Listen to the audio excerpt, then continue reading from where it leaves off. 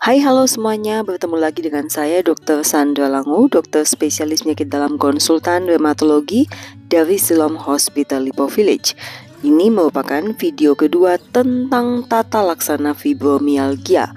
Dalam video ini saya akan menjelaskan bagaimana kami dokter rheumatologi melakukan pengobatan pada pasien-pasien dengan fibromialgia.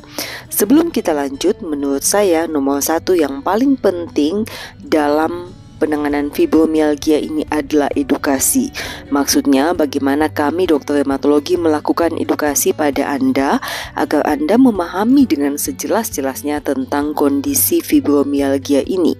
Karena dengan memahami bagaimana terjadinya fibromialgia dan kira-kira faktor apa yang mencetuskan terjadinya kondisi ini, Anda bisa melakukan sesuatu untuk mengubah semua ini, atau Anda juga bisa membantu kami dalam penanganan fibromialgia dari diri Anda sendiri. Sebelum saya melanjutkan lagi, perlu saya tekankan di sini, walau pada kondisi fibromialgia kami tidak menemukan adanya suatu kelainan yang signifikan pada laboratorium Anda, pada pemeriksaan radiologi Anda, pada foto ronsen atau bahkan pada MRI Anda, namun bukan berarti kami berkata bahwa Anda pura-pura sakit atau sebenarnya Anda tidak sakit dan mengeluh sakit untuk misalnya cari perhatian atau sebagainya. Jadi tidak demikian. Kami percaya bahwa kondisi nyeri yang Anda alami itu adalah merupakan suatu kondisi yang real. Hanya memang kita tidak bisa melihat adanya suatu kerusakan daripada jaringan yang menyebabkan nyeri. Sama dengan berbagai penyakit yang lain, kita tahu bahwa tata laksana itu biasanya terbagi atas dua, penanganan non-medikamentosa atau tanpa obat dan juga penanganan dengan obat.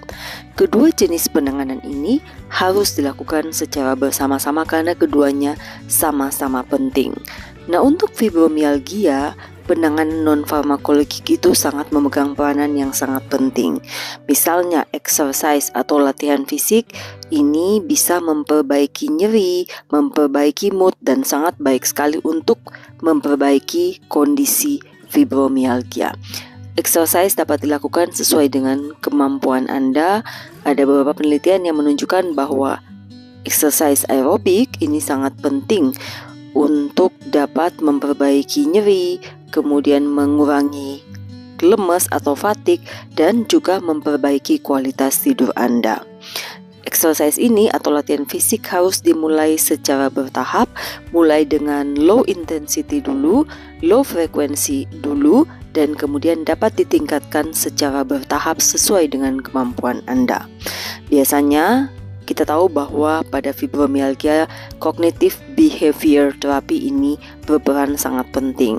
Kita pasti akan melibatkan juga dokter psikiatrik untuk melakukan hal ini. Melalui terapi perilaku kognitif, pasien juga diajarkan untuk bagaimana dia bisa mengembangkan keterampilan untuk memperbaiki nyeri, memperbaiki fatigue, dan juga mengatasi gangguan tidurnya. Kita biasanya akan berkonsultasi dengan dokter psikiatrik karena kita tahu bahwa pada sebagian besar pasien-pasien dengan fibromialgia ada suatu dasar gangguan psikiatrik tertentu, di mana hal ini juga perlu diperbaiki.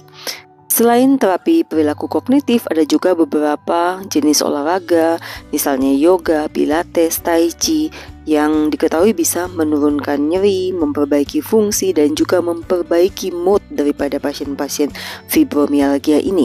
Tapi ini tentunya disesuaikan dengan minat masing-masing orang. Kemudian bagaimana dengan terapi pijat dalam kondisi tertentu? Biasanya juga pijat ini bisa memperbaiki nyeri. Kembali ini tentunya disesuaikan dengan selera atau keinginan daripada pasien itu sendiri.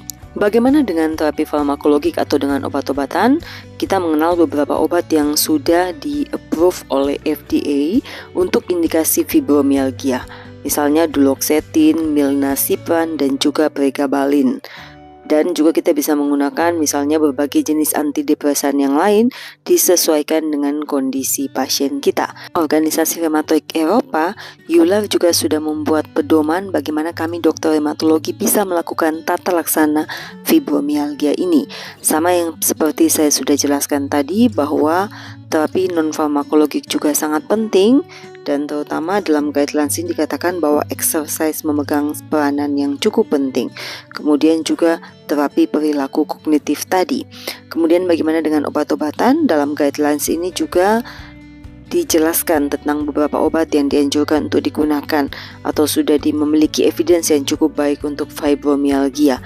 Misalnya golongan antikonvulsan pregabalin, kemudian beberapa jenis antidepresan.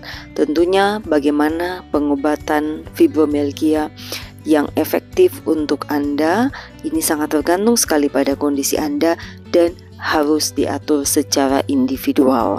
Dalam menangani fibromyalgia, kami dokter reumatologi juga bekerja sama dengan bidang lain seperti bidang psikosomatis dan juga dokter psikiatrik. Saya juga mau menghimbau buat teman-teman sekalian, jangan ragu apabila dokter Anda menganjurkan untuk ke dokter psikosomatis atau dokter psikiatrik. Hal itu bukan berarti bahwa kami menuduh Anda pura-pura sakit sehingga dianjurkan untuk ke dokter psikiatrik. Tidak demikian. Anda juga tidak perlu malu karena bukan suatu hal yang memalukan atau bukan aib untuk ke dokter psikiatrik. Semua itu kami lakukan untuk membantu Anda dalam menangani fibromyalgia dan tentunya tujuan akhirnya agar bisa membantu memperbaiki nyeri Anda dan juga memperbaiki kualitas hidup Anda. Salam sehat buat semua pejuang fibromyalgia. Dengan penanganan yang optimal dan juga usaha dan kerja keras Anda juga, fibromyalgia sangat bisa distabilkan.